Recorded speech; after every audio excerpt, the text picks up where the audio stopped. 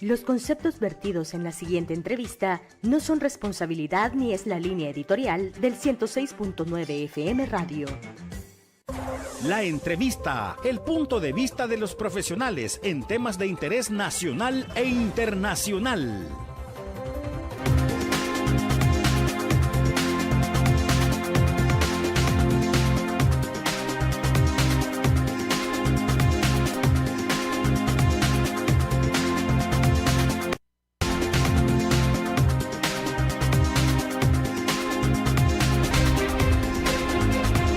Las democracias en el mundo, las democracias en América, en Latinoamérica precisamente, es complicado a través de la historia, la independencia que se pueda tener en cada uno de los países o de las democracias, la república que estamos salvando, quién nos domina o no.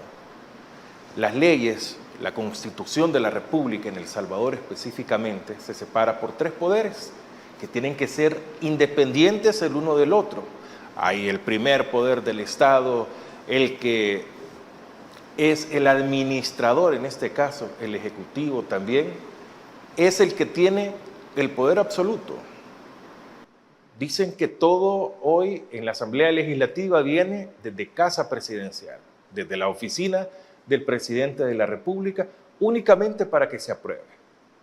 El presidente dice, he sacado 8,000 inocentes de la cárcel, y muchos dicen, he sacado, ¿y por qué?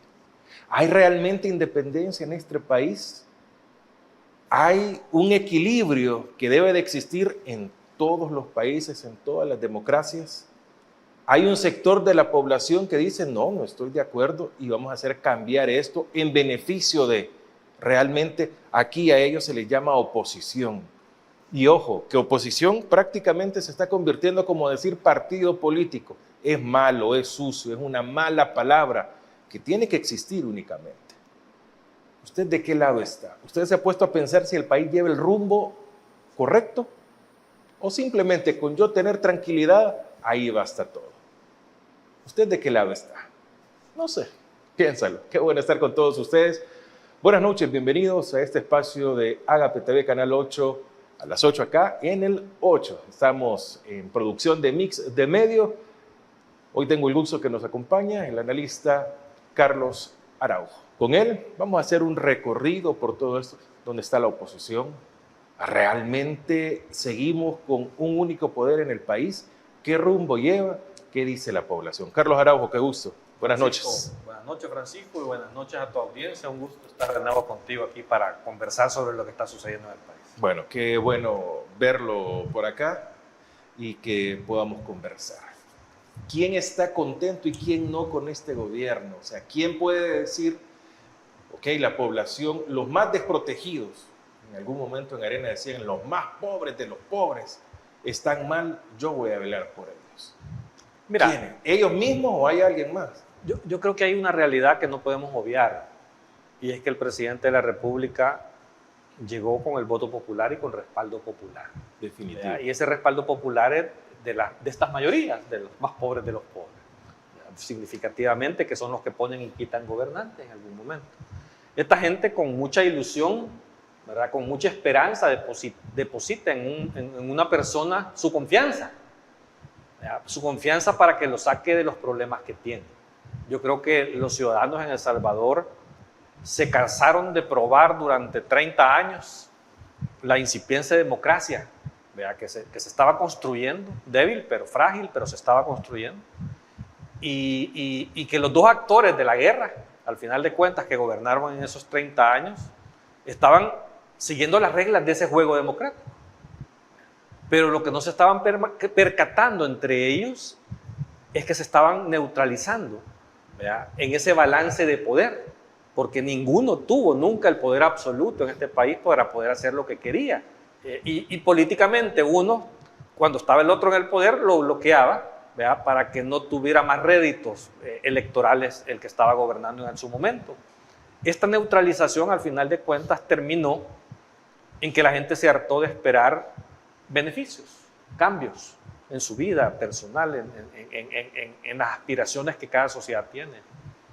Y aparece una persona que pone el dedo en el punto exacto que la gente tenía en su mente que era decir, estos dos viven en sus privilegios, ¿verdad? Viven para ellos, gobiernan para una élite. A pesar de que viene de ahí. Claro, pero al final él supo comunicar y vender lo que la gente tenía en su mente. Entonces la gente dice, este está atacando esa partidocracia, el sistema, ¿verdad? El status quo, este lo está atacando porque dice de que no nos van a resolver los problemas. Y es cierto, yo ya estoy cansado y no me resuelven los problemas. Por lo tanto, hay una conexión entre ese líder y esas masas, ¿verdad?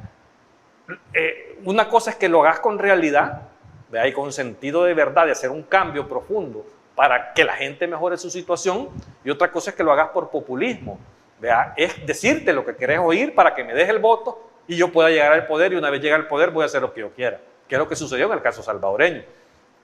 Porque si tú revisas todas las ofertas del Bukele antes de ser presidente, ¿verdad? Son totalmente diferentes al Bukele de ahora, al Bukele que gobierna. Entonces, creo que la gente al final le dio en su inicio ese respaldo, y que en el camino de ese quinquenio anterior que él gobernó, que realmente no hizo mucho por este país, pero accidentalmente encontró un elemento, que es el tema de seguridad, que en una desesperación... Pero esto, quiero entenderlo así, esto llegó de casualidad, esto no estaba en ningún plan. Yo creo que fue un accidente, ¿verdad? Un accidente que no supo aprovechar, claro, ¿verdad? ¿Por qué? Porque está más que probado y hay expedientes. Pero previo a eso tenía una popularidad muy grande siempre. No, claro, es que así llegó con esa popularidad y esa esperanza. Tú te recordarás de Mauricio Funes, cómo llegó. Y tuvo los primeros años una popularidad importante. Bueno, Mauricio Funes, cuando sale de su gobierno, salió con una alta popularidad, que si en ese momento hubiera habido posibilidad de reelección, Mauricio Funes vuelve a ganar. O sea, el tema es que no podía. ¿Verdad? ¿Por qué? Porque no había correlación de fuerzas para poder cambiar o interpretar la Constitución y poderse reelegir. Las ganas no le faltaron nunca. ¿Verdad? O sea, a nadie. O sea, yo creo que el que está en el poder a veces se enferma, y principalmente los últimos dos presidentes antes de Bukele, que gozaban de esa cercanía y esa relación con las bases populares, y que si hubieran podido reelegirse se reeligen. Entonces, ¿qué es lo que pasa? Que él, en medio de ese quinquenio, después de un pacto con las maras, 2 años de ese pacto con las maras, se rompe ese pacto, y en su desesperación, ¿verdad?, nace lo que ahora conocemos como el régimen de excepción, que ese modelo Bukele de seguridad realmente es un modelo que no creo que sea replicable en ningún país civilizado del mundo. Pero el pacto es lo mismo que la tregua. Sí. Pero ¿qué fue de lo que más criticaron? Siguen criticando, claro, de los gobiernos de antes. No sé, es que todo lo que decía antes, que criticaba o sea, el Bukele candidato, que criticó Bukele tanto alcalde. el pasado, que criticó tanto el pasado, y el por Bukele eso llegó... FMLN. Ajá, el Bukele del FMLN, que criticó tanto al pasado y por eso llegó a ser presidente, está haciendo peores cosas que las que criticaba. Bueno, el tema de la corrupción, ¿verdad? Cómo criticó tanta corrupción que se daba, y fue el elemento fundamental de ese cambio que la gente quería, por cómo la gente se había indignado por tanta corrupción de los gobiernos anteriores, principalmente de lo que había sucedido con Tony Saca y con Mauricio Funes. Y ahora, ¿qué pasa? Llegan al gobierno y lo que hacen es borrar y barrer con todas las leyes que tienen que ver con transparencia, y todo es secreto. O sea, ahora aquí querés comprar un lápiz en El Salvador y es secreto la compra de lápiz. Y aparte que han modificado las leyes donde limitan la competencia. Ahora pueden comprar a quien quieren, como quieran, sin competencia, y aparte de eso, con información reservada. Entonces, ¿eso qué te indica? Cuando tú escondes el manejo de todos los fondos públicos de un país, solo hay una cosa que puede suceder, y se llama corrupción. O sea, la corrupción ahora es más grande que antes. Yo no sé si viste, hace 2 días creo que salió ya, o no, ayer, sale en El Faro un reportaje sobre 133 millones de dólares señalados por la Corte de Cuentas de la República al ministro de Agricultura durante la pandemia. ¿Verdad? Y eso estaba escondido. ¿Verdad? Hoy, gracias a... O sea, con tanta limitante que tiene el periodismo investigativo... Un ministro que salió voluntariamente. ¿Entiendes? Claro, claro. No, pero siempre gozando de un privilegio. No, y sigue gozando del privilegio. Correcto. Él tiene vehículos del ministerio, él tiene personal del Ministerio de Seguridad, digo, creo que hasta le siguen pagando. O sea, que al final lo que hicieron fue apartarlo ante el escándalo que había, porque incluso uno de los señalamientos de la famosa de las CICIES, vea, sobre corrupción era en el tema de agricultura, de los fondos millonarios de agricultura. Pero solo imagínate, un caso, 133 millones de dólares. ¿De cuánto es que acusaban a Funes de corrupción? Bueno, solo queda 1 millón ya en discusión, porque todo se ha ido.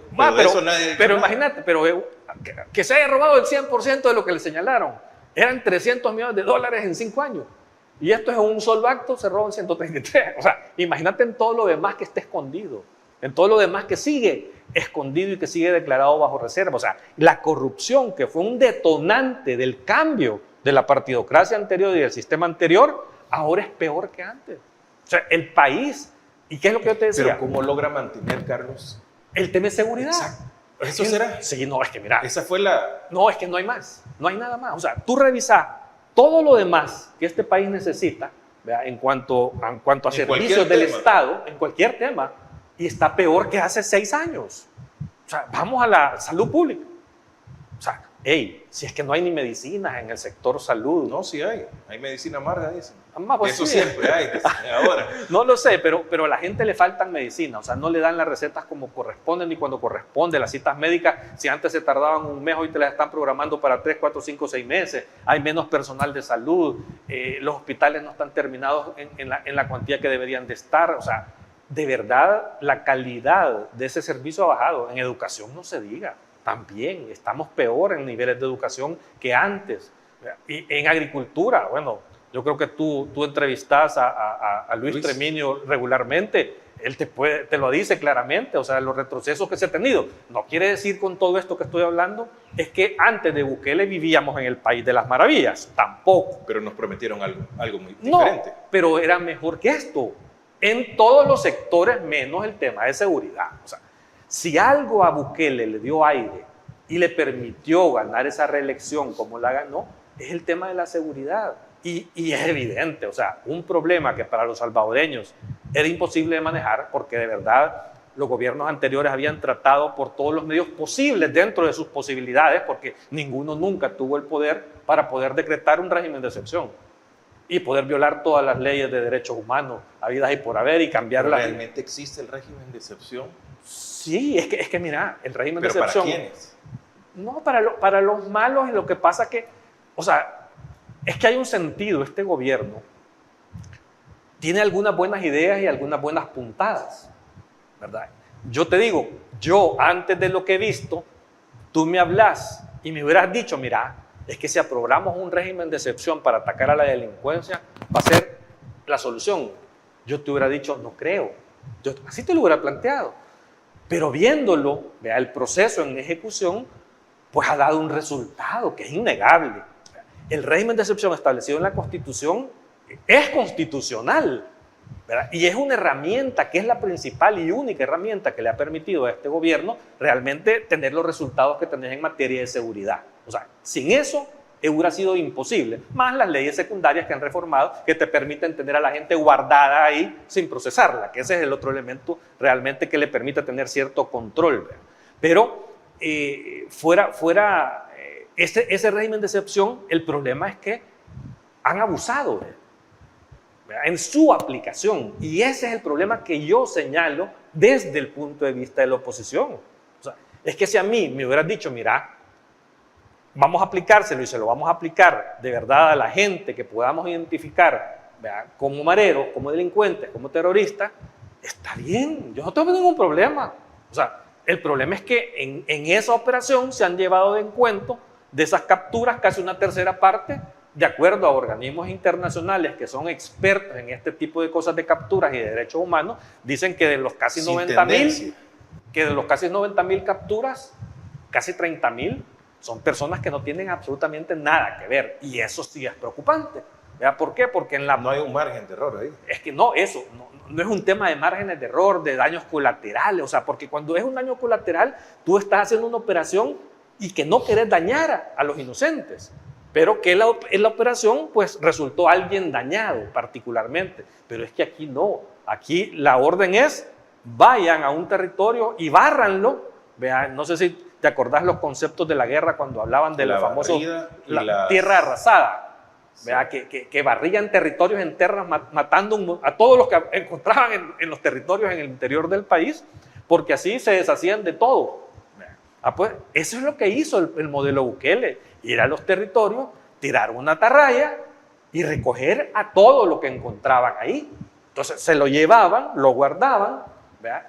Y empezaban ahí a ver, mira, este tiene antecedentes, este está tatuado, este no, este no, este no.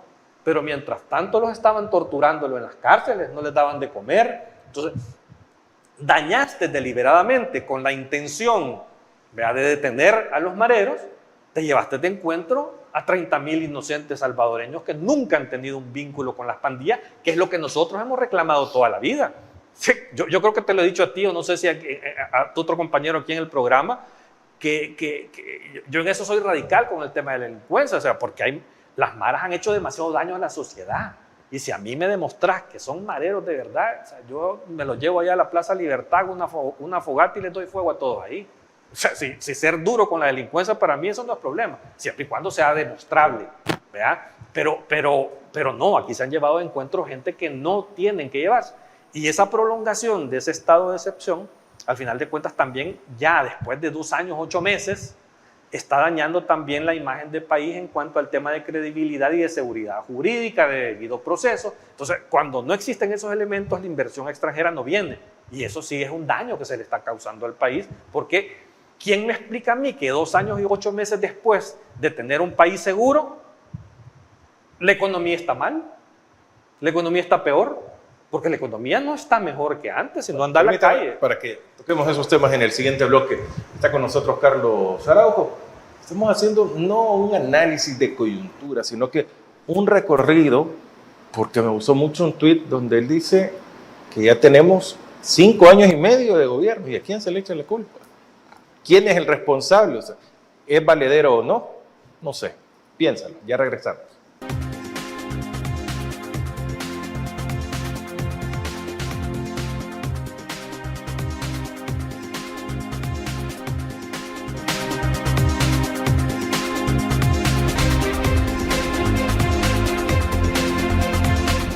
Buenas noches, feliz provecho para todos ustedes. Esta transmisión llega también a través de Radio La RR. Se le pone el nombre que usted guste también. Ahí estamos en esta transmisión en A Primera Vista, la entrevista con Francisco Gómez en ese espacio. Carlos Araujo nos acompaña en esta noche. Carlos, ya pasó un periodo. Estamos en uno inconstitucional, en uno que no se... Exacto. Pero ellos gobiernan. Es el mismo partido, ahí dejemos. ¿A quién le van a echar la culpa? ¿Es valedero todavía seguir hablando de los gobiernos del FMLN, los gobiernos de Arena, de cómo nos dejaron, que el familión, todo lo que nos dicen? Yo creo que ya no, porque este gobierno, después de los 5 años que ya pasaron, tiene, y de 2 elecciones legislativas, tienen el poder absoluto del país. O sea, ellos no tienen ningún obstáculo. No, desde el 2021. 21 quiero decir, sí. 2021, que toman la los asamblea. 3 años del primer quinquenio, más lo que va ahora de lo que viene, tienen el control absoluto de la Asamblea Legislativa, no necesitan ningún voto de nadie más que los de ellos para poder gobernar, aprobar las leyes que quieran y hacer lo que necesitan. ¿Y eso es bueno? Han nombrado a la Corte Suprema de Justicia, o sea que tienen control del Poder Judicial absolutamente y tienen el poder absoluto para nombrar, que ya lo hicieron, nombraron a todos los funcionarios de segundo grado, de todos los órganos de control.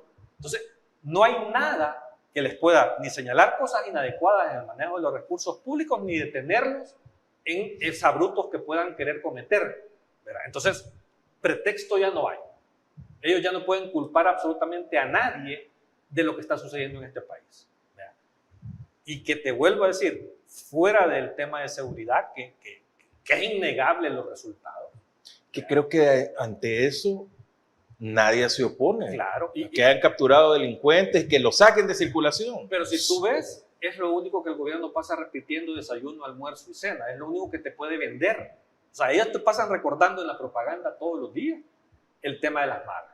El tema del cero homicidio, el tema de que vivimos en un país seguro, aquí el sol sale porque El Salvador es un país seguro, aquí las olas del mar se mueven porque El Salvador es un país seguro, o sea, la gente por primera vez vio la luna porque es un país seguro, o sea, la gente aquí sale a la vuelta de su casa porque es un país seguro. Aquí todo lo que pasa en este país es porque es un país seguro, ¿ok?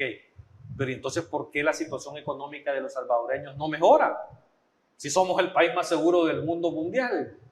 ¿Verdad? O sea, ya no hay pretexto que 2 años, 8 meses después de ser un país seguro, la bolsa de la gente siga mal y siga peor. ¿Verdad? Porque se ha agravado la situación económica de la familia salvadoreña. Ahí es donde ellos vienen y aparecen con ciertas ideas e iniciativas que en principio algunas ideas no son malas, como el tema de los agromercados. Por decirte, la idea y el concepto del agromercado creo que es una idea buena. Deberían de haber para mí 300 agromercados, no 55 agromercados, porque lo que busca es ayudarle a 2 grupos de población. Por un lado, busca ayudarle a los productores, que son los que siembran la tierra y cosechan esas hortalizas, y que tradicionalmente por el mercado, ¿verdad?, se les compra siempre a muy bajos precios y no salen de su pobreza de esta gente. Y por otro lado, también buscas ayudarle al usuario final, ¿verdad?, que somos la mayoría de los salvadoreños, porque puede comprar productos de sus alimentos de una forma más barata. Al quitar la intermediación, ¿verdad?, la mayoría de la intermediación, ganan estos y ganan estos. Entonces, el concepto no es malo, pero el problema ¿cuál es? Que aquí todos lo hacen a medias. ¿Verdad? Crean el concepto y tienen 55 agromercados, pero no hacen nada por generar los productos para poder llevarlos al agromercado. O sea, está la plaza, pero en la plaza que estás metiendo siempre los productos importados de Guatemala. ¿Qué tan verificable es que este primer grupo que usted mencionaba realmente está siendo beneficiado y a ellos se les está comprando? No, es que mira, primero el productor local está tan mal que la cantidad que puede producir es insignificante para lo que el mercado necesita. Entonces, ellos siguen produciendo lo mismo, que es poquito para abastecer al mercado, pero siguen sin apoyos. Entonces, su economía de escala no les permite que sus precios sean más baratos. Entonces, al final terminan reventados y terminan vendiendo lo mismo que han vendido siempre. A ellos no les está cambiando la vida con los agromercados, en este momento. Y a la gente que sí, que de alguna manera los precios en algunas cosas sí han bajado, pero también tiene que ver la estacionalidad, que es la época del cierre del invierno y que ya el producto sale, que se resolvió el problema que había en Guatemala, que era el principal lugar donde se importaba, que había una crisis y los precios se habían encarecido también, y eso había hecho que aquí subieran un poco los precios. Pero eso puede ser también ficticio. O sea, qué bueno que el gobierno esté interviniendo para ayudar a que los precios bajen un poco, porque tampoco es que bajan radicalmente. Y qué bueno que si lo están subsidiando, que se gasten el dinero público en eso, en lugar de que se compren helicópteros. O sea, qué bueno que lo estén haciendo y que ojalá la gente aproveche y que siga ocupando ese subsidio que el Estado puede estar dando. Pero al final de cuentas, en el tiempo, ¿verdad?, no es bueno estar interviniendo en el mercado de una manera ficticia, ¿verdad?, para tratar de reducir precios. Entonces, al final, ¿qué es lo que hay que hacer? Diseñar políticas públicas para volver a los salvadoreños productores de esto en cantidades suficientes que puedan abastecer al mercado. Para eso, ¿qué tenés que hacer? Tenés que estudiar la problemática y darle las soluciones a los agricultores salvadoreños. ¿Verdad? Pero aquí uno de los problemas, ¿cuál es? La tierra, porque la mayoría no tiene sus tierras, ¿no? O sea, son pedacitos que lo ocupan para sobrevivencia, pero si ya lo quieres para el mercado, tiene que ser extensiones mucho más grandes. Entonces tiene que haber un tema de asociatividad, tiene que haber el tema de acceso a la tierra, pero también tiene que ver con acceso a los insumos agrícolas como tal, o los apoyos económicos para poder producir. Todo eso no existe en El Salvador todavía. Entonces, si eso no lo haces, de nada me sirve tener 1000 agromercados. Porque al final de cuentas, lo único que el gobierno va a seguir haciendo es subsidiando con dinero público, ¿verdad?, esos productos importados de otro país para que estén estables en los precios un poco más bajos que lo que deberían de estar.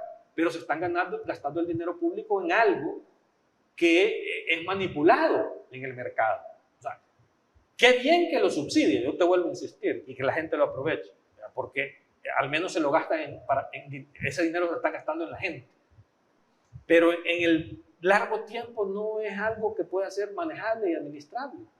¿Por qué? Porque hay otras cosas en las que el dinero público, que es escaso, deben de ponerse, como el tema de la educación fundamentalmente, como el tema de la salud fundamentalmente, el tema de las obras locales en el interior del país. Las calles en el interior del país están destruidas totalmente, porque han sido abandonadas cuando viene el gobierno y les quitó el FODE. Entonces hay muchas cosas y muchas necesidades que atender, que no necesariamente tiene que ser con subsidiar precios de alimentos. ¿Por qué? Porque si tú tuvieras buenas políticas públicas, se produjera suficiente alimento barato para que la gente comprara barato y no tienes que estar gastándote el dinero público en eso. Carlos, la población sigue comprando el tema de la seguridad, amén. Pero tocamos la bolsa, no hay dinero. Vamos al hospital, no nos atienden, no hay medicamento, o no los atienden de la forma en que digna, por lo menos. Tenemos el tema de la educación, las escuelas siguen en mal estado, profesores no hay, la calidad ni se diga cómo está. Vamos, si somos una opción o podemos ser opción para adquirir una vivienda digna. Ya no, yo creo que ya no. La burbuja nos ha comido aún en la casa de interés social. Es increíble los precios. No te alcanza para el día a día, mucho menos te va a alcanzar para comprar una vivienda. Pero, ¿cómo es que el equilibrio? ¿O la población cómo es que equilibra? Bueno, pero no hay mareros. Pues sí, pero es que la gente vive de esperanzas. O sea, pero mira, en todo ese tiempo. Pero imagínate tú, o sea, el problema de la delincuencia era un problema serio. ¿Verdad? Que para la inmensa mayoría de la gente creía que jamás iba a resolver en su vida. Tenía que convivir con esos delincuentes en sus comunidades. ¿Verdad? O sea, y eran delincuentes que te podían matar, que te renteaban, que te podían secuestrar a un hijo y matártelo o violarte a una hija. O sea, de verdad era un caos la vida de mucha gente que vivía en estos territorios controlados por las maras, y fuera de los territorios controlados era la extorsión el principal elemento que fregaba a las familias salvadoreñas como tal. Entonces, yo creo que cuando viene y se resuelve, en este momento no tenés ese problema. Tú podés andar en cualquier parte de este país y no ves a un marero, ni te paran, ni te roban, o sea, no te roban los mareros. Hay robos comunes ahora. Ha vuelto. Sí, ha vuelto, pero eso en todas partes del mundo sucede. Pero el fenómeno delincuencial de las maras ha sido controlado, no ha sido eliminado, ha sido controlado, pero eso es bueno para la gente. Entonces la gente dice, hey, me han resuelto un problema, me han quitado este yugo que tenía encima que de verdad no me dejaba vivir. Entonces, si me pudieron resolver esto, tengo la esperanza de que me puedan resolver el problema económico, que es lo que el gobierno le vende. Entonces, yo a la gente no la culpo, o sea, porque hay muchos en la oposición, entre comillas, que dicen la gente es tonta, la gente es estúpida, la gente, no entiendo cómo la gente puede respaldar a este. O sea, pero es que la gente es práctica. O sea, si tú ya me diste la solución a un problema serio que yo tenía, y después me ofreces que me vas a arreglar el otro problema serio que tengo, yo te voy a creer porque me resolviste un problema serio. Entonces, todavía la gente tiene esa esperanza de que les puedan resolver el problema de la bolsa. Y no responsabilizan aún al 100% al presidente de la República por ese problema que tienen. Entonces, ¿qué es lo que pasa? Que es donde yo te insisto, a la gente hay que sí decirle de que este gobierno no tiene ninguna traba para buscar soluciones y tienen el poder absoluto en este país para implementar cualquier solución que quieran. Nadie los puede detener. Entonces, ya pretexto de que hay una oposición que lo frena, no hay, porque no existe ese freno.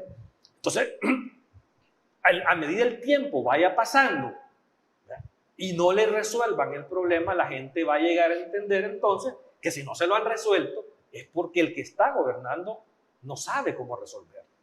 Entonces, ahí le van a pasar factura. Mira, el ciudadano, te vuelvo a insistir, no toma decisiones en esta época ya ideológicas.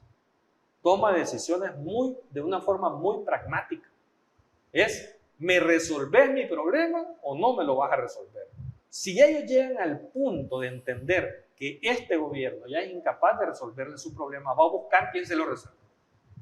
Ojalá las instituciones democráticas todavía existan en este país para poder permitir un pronunciamiento ciudadano a la hora de crear un cambio. Si la gente llega a creer que es necesario un cambio, pues la única forma de hacerlo es vía las elecciones. Y ojalá que eso exista. Bueno, vamos a hacer una nueva pausa. Carlos Araujo nos acompaña en esta noche en No sé, piénsalo.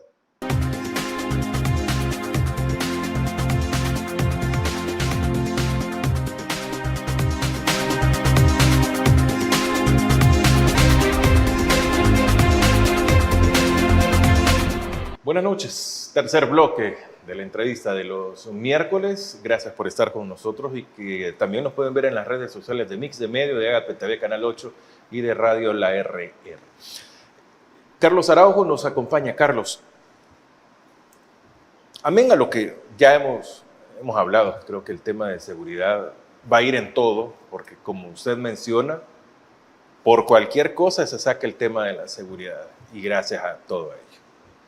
Pero, ¿qué pasa con las grandes deudas históricas? Dicen, hemos saldado una deuda histórica y esto y lo otro. Pero cuando vemos ¿cómo es que dicen? ¿Cuál es el mejor alcalde? Me decía alguien. Es cuando la gente llega y vea, miren, hizo una plaza, hizo lo que la gente llega y toca, lo tangible. Pero vámonos a los dos gobiernos anteriores. Hicieron mucho en lo social, pero eso no se toca y no les alcanzó para continuar. Y es más, hasta han ido quitando muchos proyectos sociales y no pasa nada. La afamada, la premiada, la tan bien evaluada Ciudad Mujer desapareció y no ha pasado absolutamente nada. Es más, ni una hoja se movió, no pasó nada. Pero, ¿realmente este gobierno salda deudas históricas? ¿Hay algo en que la población llegue y diga, sí, esto lo hizo el gobierno? Fuera del tema de seguridad, ¿no? O sea, nada. No hay una gran obra aparte de este tema de seguridad. Es que, mira, las obras de infraestructura, yo creo que aún hoy, 5 años, 8 meses después no, ¿cuántos meses lleva? 5. 5 meses, 5 años, 5 meses. Creo que en obra, en infraestructura pública, creo que han hecho más los gobiernos anteriores que este gobierno en su quinquenio, ¿verdad? Entonces no es un tema de obras de esa magnitud. El tema es cómo lo vendás. Posiblemente al FMLN le podían recriminar que jamás explotaba propagandísticamente la forma en que lo hacían las obras y que se tardaba demasiado. Inclusive sí. La calle esa del famoso bypass, que es tan bonito, yendo al Puerto de la Libertad, es algo que fue todo un plan de toda la zona costera diseñado. Empezó desde la época, me acuerdo, con Tony Algo, que empezaron a ampliar la calle y todo, pero fue el ministro de Turismo, Duarte, el que en el gobierno del FMLN construyó todo un plan de desarrollo del turismo en esa zona. Y al final ese pedazo de la calle, que es lo único que faltó, el Frente no lo terminó por lento. Pero al final, cuando entra Bukele y recibe todo, hasta lo paró, para dejar pasar el tiempo y después vender que él lo había hecho. Y para mucha gente el proyecto Surf City, que vende Bukele, es un proyecto de Bukele, cuando realmente el desarrollo turístico de la zona costera era un proyecto del FMLN. Pero ahí es donde también este es astuto en comunicar y los otros eran lentos en comunicar. Entonces, no creo que sea un tema de obras. Es un tema que pasa primero por el grupo familiar, ¿verdad? Y por cómo viven y cómo solucionan los problemas diarios de la vida de una familia en El Salvador. Y que si sabes atender eso, ¿verdad? Para que la gente comprenda que estás haciendo algo por ellos. Incluso la gente salvadoreña es bien noble, ¿verdad? Porque no te exige totalmente que le resolvas.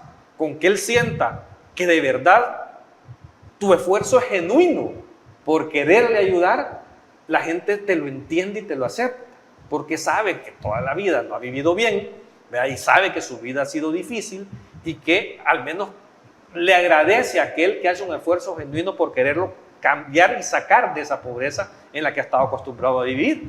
Pero si tú te vas a revisar, y yo siempre le digo a la gente, no me crean a mí, sino que entren a Google y ahí busquen a San Google, que tiene acceso público, busquen todos los indicadores sociales del país, búsquenlo antes de Bukele y con Bukele ahora, y ahí comparen. Ahí se van a dar cuenta que El Salvador de ahora es un peor El Salvador en el aspecto social, es un peor El Salvador en desarrollo humano. ¿verdad? La vida de la gente ahora es más difícil. La atención de los servicios públicos son más complicados. Entonces, ¿en qué le está resolviendo?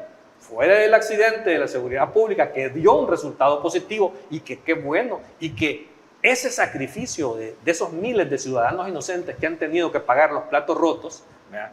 No puede tirarse al trasto, ¿verdad? Y retroceder en eso. O sea, con todo y sacrificio ya llegaste aquí, ¿verdad? Y hay un resultado. Hoy hay que consolidar ese resultado, que el sacrificio de miles de gente valga la pena, ¿verdad? Que ese sacrificio se aproveche y que se pueda consolidar de verdad el control absoluto del fenómeno de las maras, ¿verdad? Porque yo te puedo asegurar que así por así, mañana dicen, se quita el régimen de excepción, no se prorroga. Se la va a ver de palitos este gobierno. Porque al restituir derechos, a la hora de capturarte, tengo que decirte por qué te capturo. Tengo que acusarte de un delito en particular. Que el régimen de excepción es la herramienta que les da, que yo te puedo agarrar sin decirte nada, sin acusarte de nada. Te llevo y te guardo y te tengo 4 años guardado sin decirte de qué te estoy acusando, sin derecho a defensa. O sea, esa herramienta que viola. ¿No entiende? Ajá, no, y no le entiende porque tiene un beneficio. O sea, ¿cuántos son los afectados? Ahí entra el que nada debe, nada teme, dicen. Por eso, ¿cuál es el problema? Porque no le tocó a su familia.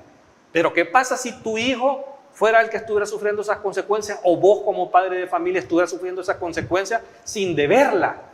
Porque si la debes pagar, claro, ¿verdad? Pero no hay problema. Nuestra lucha siempre ha sido porque no podés afectar a tantos inocentes. Y yo es lo que les digo y entiendo. ¿Qué pasa si en la ejecución de este programa de seguridad se llevaran de encuentro inocentes? Que siempre la posibilidad estaba. Pero yo creé un mecanismo y un canal en el cual la gente puede comprobar que no tiene vínculos con pandillas y que salga inmediatamente.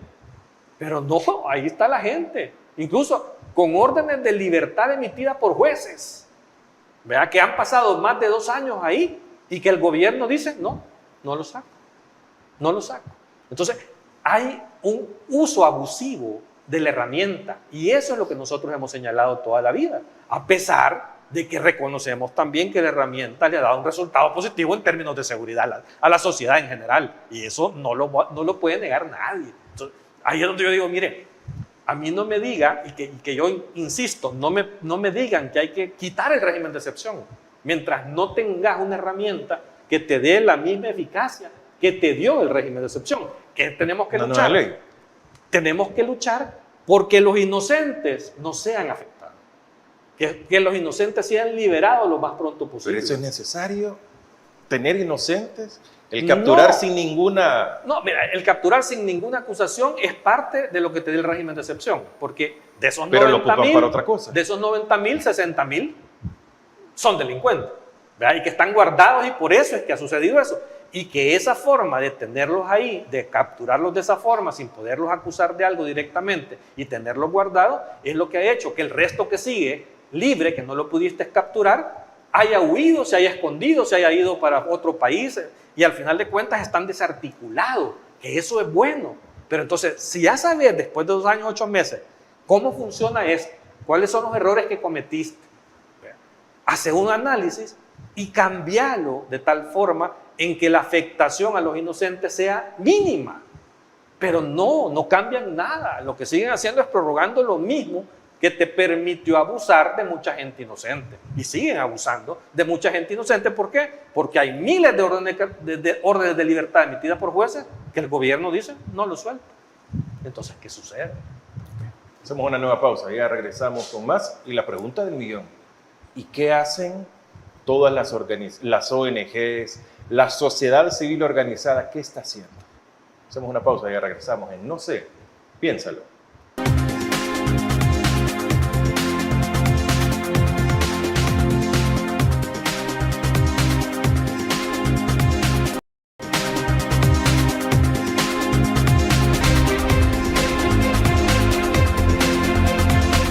Continúa en Agape TV, Canal 8. Gracias por preferir nuestra programación. Estamos en las redes sociales también como Mix de Medio o nos puede buscar como Agape TV, Canal 8. Carlos Araujo, La sociedad civil organizada. Sociedad civil organizada, como ese nombre es prohibido.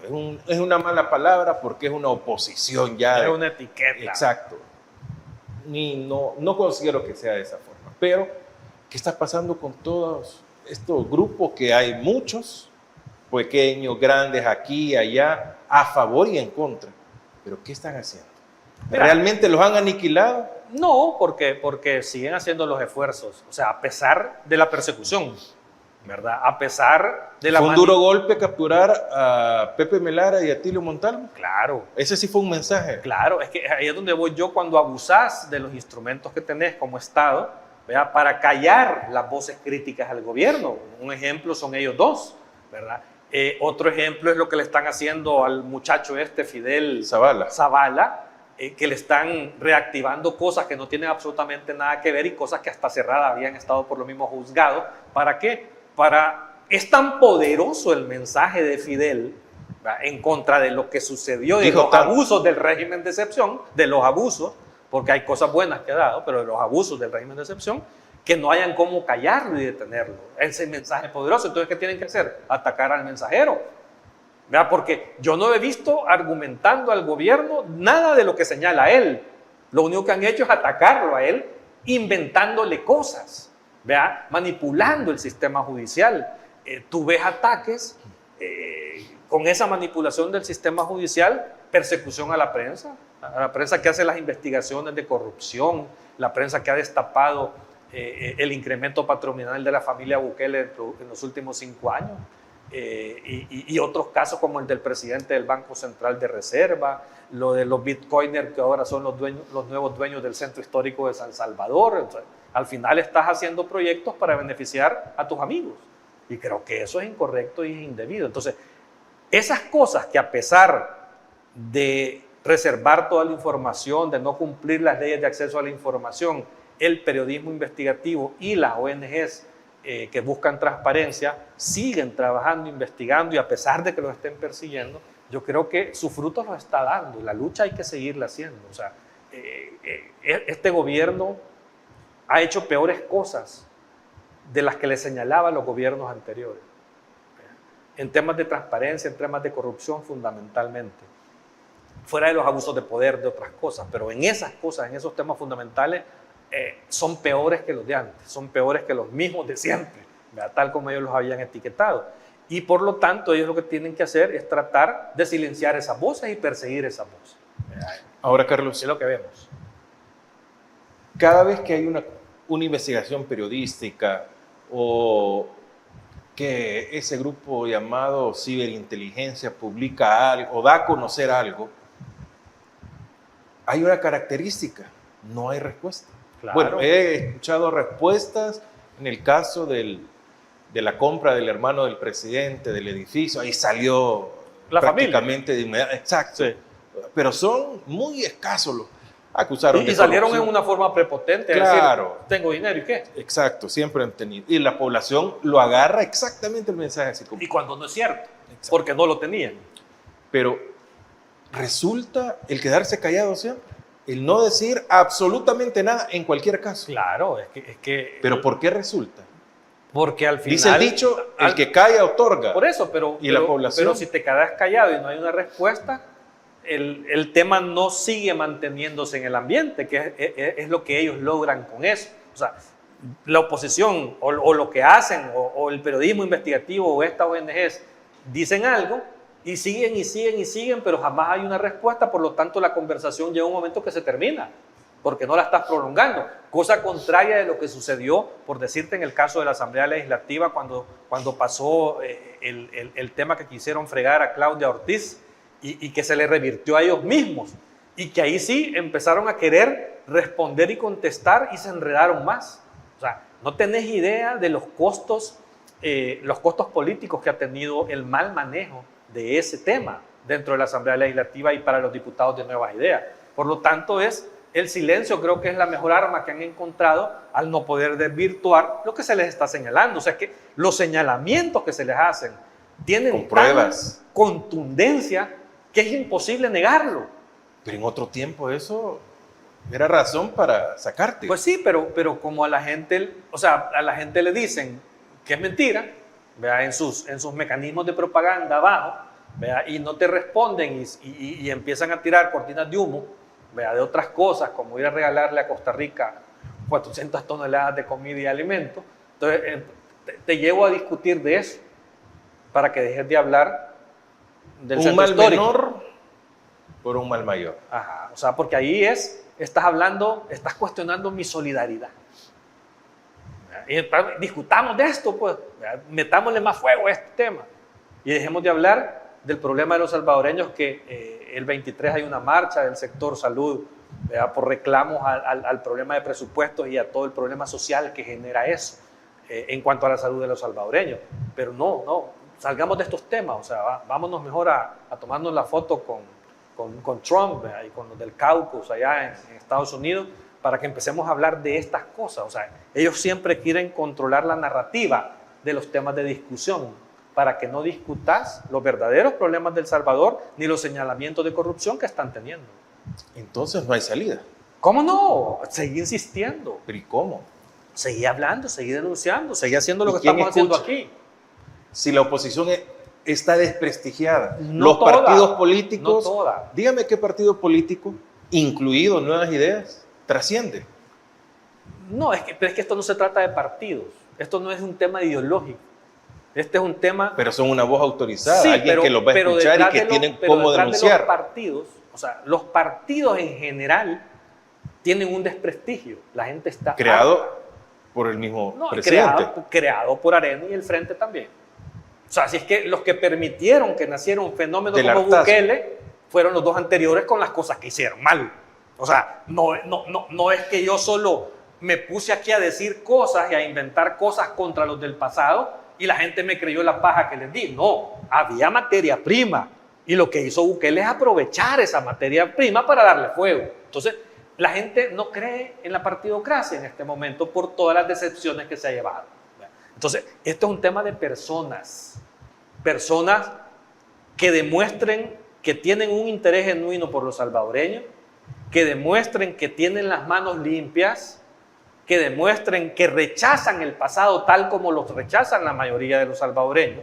Y a esas personas, en la medida que siguen insistiendo que las cosas hay que cambiarlas, que las cosas malas hay que cambiarlas, y que también reconozcas cuando hay algo bueno, porque hasta la peor dictadura en la historia del mundo a veces hacen cosas buenas, ¿verdad? Y lo que no puedes hacer es negar cuando algo bueno sucede, ¿verdad? Pero también este tipo de dictaduras hacen un montón de cosas malas que afectan a la mayoría de las poblaciones en el tiempo. Entonces, tú tenés que ser insistente en decirle a la gente que hay un problema, que causa ese problema para que la gente lo tenga claro y cómo debería resolverse el problema. Entonces, llegará un momento de tanto insistir, vea la gotita cayendo en esa roca, que le va a terminar haciendo un hoyo y la gente va a terminar entendiendo que sí, que es cierto lo que están diciendo los que de alguna manera señalan las cosas malas de este gobierno.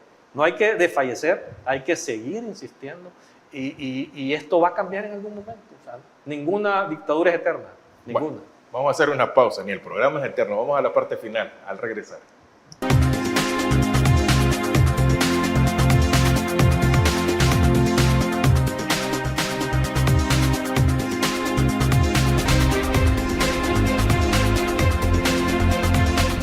Buenas noches, estamos en la parte final.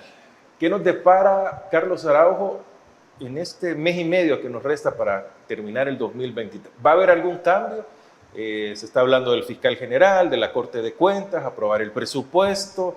Esta semana también leyes dentro de lo económico también, que todavía tenemos sorpresas. Al cierre del año va a suceder lo de cajón, el nombramiento de todos estos funcionarios de segundo grado, Corte de Cuentas y Fiscalía, que ya sabemos el resultado. O sea, el fiscal va a ser el mismo, eso no tengas la menor duda.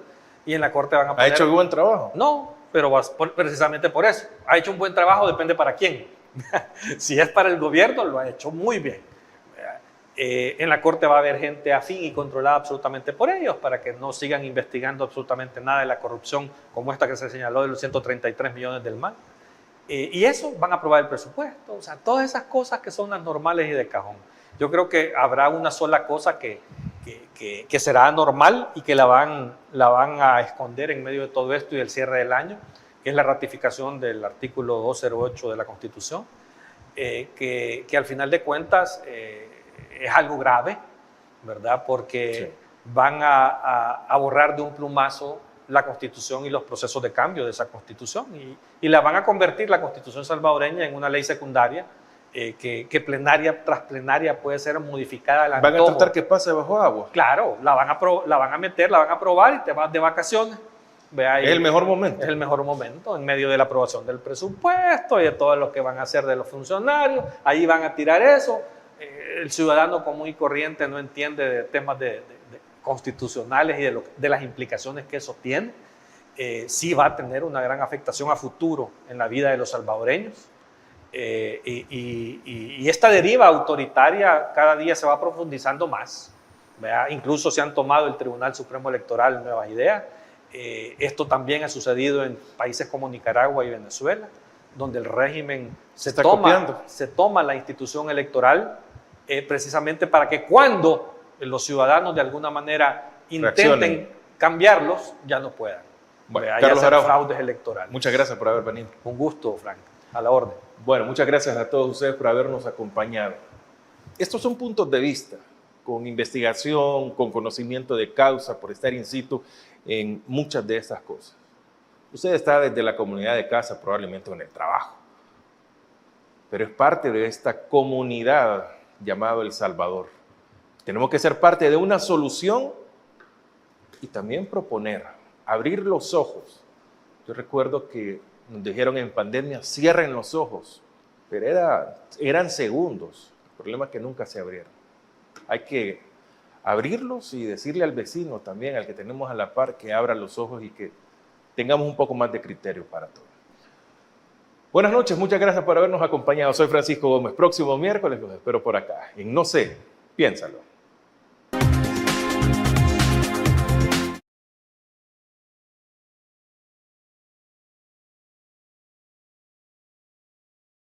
Temas de interés nacional e internacional. Los conceptos vertidos en la entrevista anterior no son responsabilidad ni es la línea editorial del 106.9 FM Radio.